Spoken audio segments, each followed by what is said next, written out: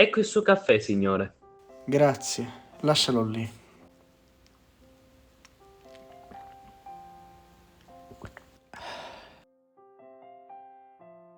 Roma è bella da impazzire. Monumenti, sole, voglia di vivere, calore della gente. Poi è immensa, s'abbuia a poco, sfiorata di rintocchi.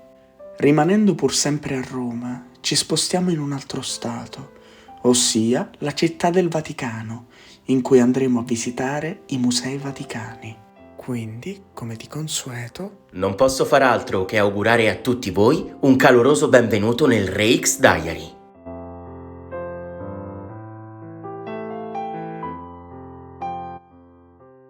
i Musei Vaticani ospitano le più importanti e grandi collezioni al mondo che comprendono capolavori dell'antichità, dall'Egitto alla Grecia a Roma, dall'arte paleocristiana e medievale al Rinascimento, dal XVII secolo all'arte contemporanea.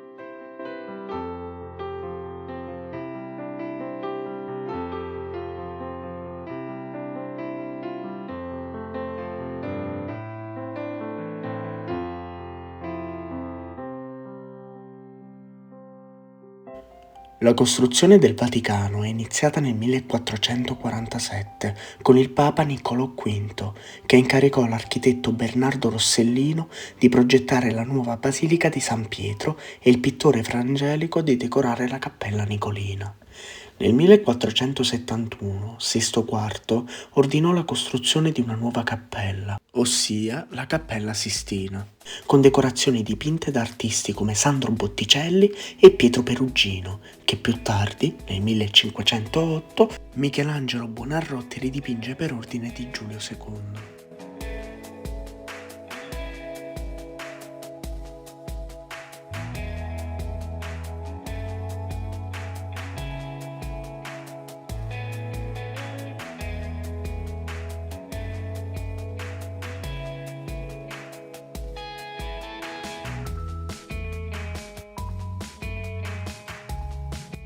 I Musei Vaticani sono stati inclusi nella lista dei musei più importanti del mondo e visitarli rappresenta una tappa essenziale per coloro che visitano Roma.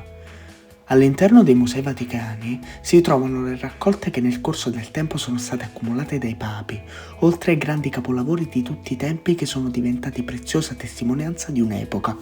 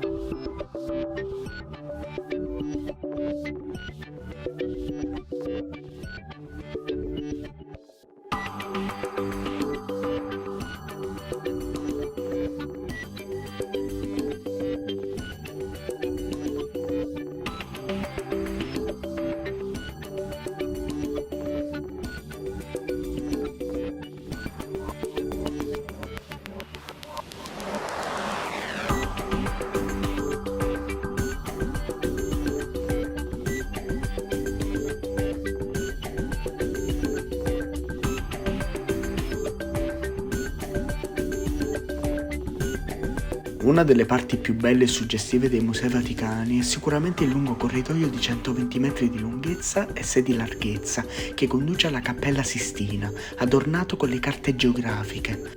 Le pareti della galleria sono ricoperte da 40 carte geografiche delle varie regioni italiane, con le mappe delle principali città.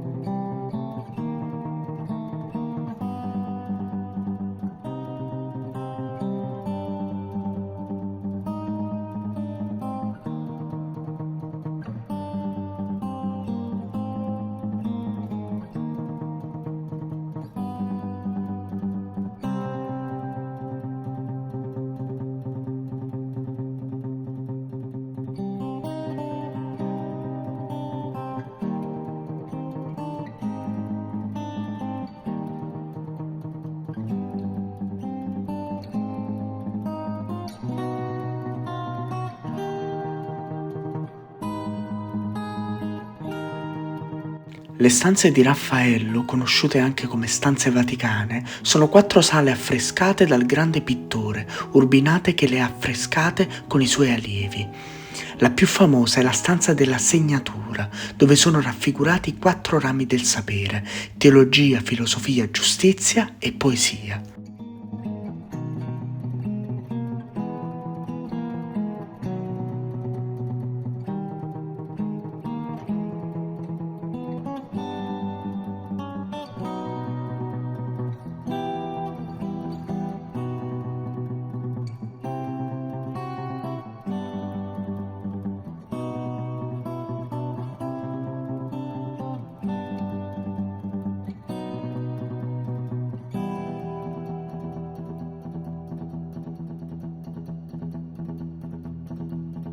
A pochi passi dai Musei Vaticani si trova un'altra attrazione di grande importanza, ossia la Basilica di San Pietro, che ospita al suo interno la Santa Sede e che si trova in una necropoli del I secolo.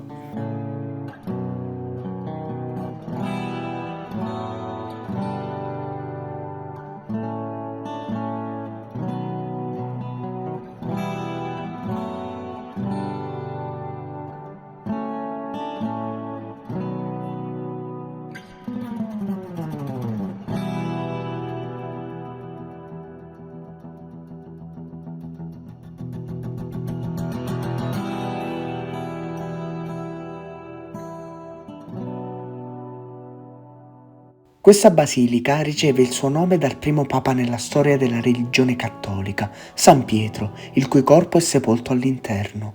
Le sue dimensioni erano enormi per il periodo di costruzione.